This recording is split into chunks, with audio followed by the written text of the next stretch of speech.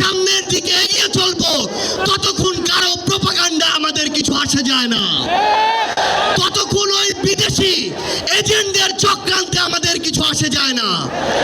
আমাদের মনে আছে ওই 3, 4, 5 আগস্টে আমাদের আমির সাহেব, সিনিয়র নায়েবে আমির সাহেব কিভাবে মার্চ টু গণভবনের ঘোষণা দিয়েছিলেন। আমরা স্পষ্ট করে আপনাদেরকে একটা কথা বলি, এই 24 পরবর্তী বাংলাদেশে আমরা যারা অভ্যুত্থানের সহযোদ্ধা ছিলাম, আমরা যদি ঐক্যবদ্ধ থাকি, আগামীর বাংলাদেশে আর কোন ফ্যাসিস্ট কোন নামে কোন ব্যক্তিকে সামনে রেখে কোন দলকে সামনে রেখে এই বাংলাদেশে দাঁড়াতে পারবে না।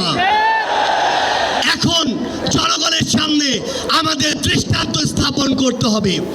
আমরা আমাদের কাজের মাধ্যমে প্রত্যেকটি ক্ষেত্রে যেন সেই দৃষ্টান্ত স্থাপন করতে পারি। আজকে যখন আমি আসছিলাম, রাস্তার আশেপাশের প্রত্যেকটি মোড়ে আমার ইসলামী আন্দোলন বাংলাদেশের সহযোদ্ধারা ট্রাফিকিং এর কাজ করছে।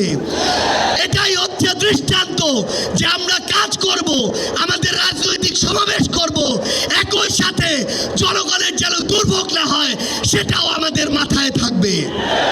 আমরা এর আগেও দেখেছি এই মাঠে প্রোগ্রাম হয়েছে, প্রোগ্রাম শেষ করে মাঠের প্রত্যেকটি ময়লাকে পরিষ্কার করা হয়েছে।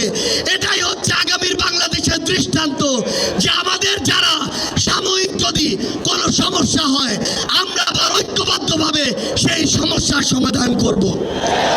একটা জিনিস মনে রাখতে হবে, এই অভ্যুত্থানে আপনারা যখন ঢাকার গুরুত্বপূর্ণ পয়েন্টগুলো থেকে শুরু করে দেশের বিভিন্ন রণক্ষেত্রে অংশগ্রহণ করেছেন, আপনাদেরকে পাঞ্জাবি পায়জামা টুপি দেখে টার্গেট কিলিং করা হয়েছে। আমার মাদ্রাসার অসংখ্য ভাই এই টার্গেট কিলিং এর শিকার হয়েছেন। আগামীর বাংলাদেশে কেউ যেন কাউকে ট্যাগিং করে টার্গেট কিলিং এর শিকার না করতে পারে, সে বিষয়ে আমাদের ঐক্যবদ্ধ থাকতে হবে। আমরা সংস্কার বিচারকে সামনে রেখে আমাদের এই লড়াই করছি।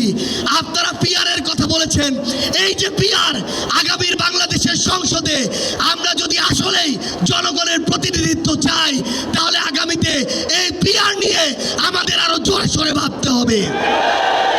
আমরা আপনাদেরকে স্পষ্ট করে আমাদের জাতীয় নাগরিক পার্টি এনসিপির পক্ষ থেকে অঙ্গীকার করি, বাংলাদেশের প্রশ্নে, জনগণের প্রশ্নে আপনারা যদি ঐক্যবদ্ধ থাকেন, আপনাদের সাথে কাঁধে কাঁধ মিলিয়ে 24-এর মতো এনসিপি আবারও আগামীর বাংলাদেশে লড়াই করবে। একনল অ্যাডভান্সড হাইজিন সোপ, এবার জীবাণু ধুলাবালি ঘাম ক্লিন বোল্ড।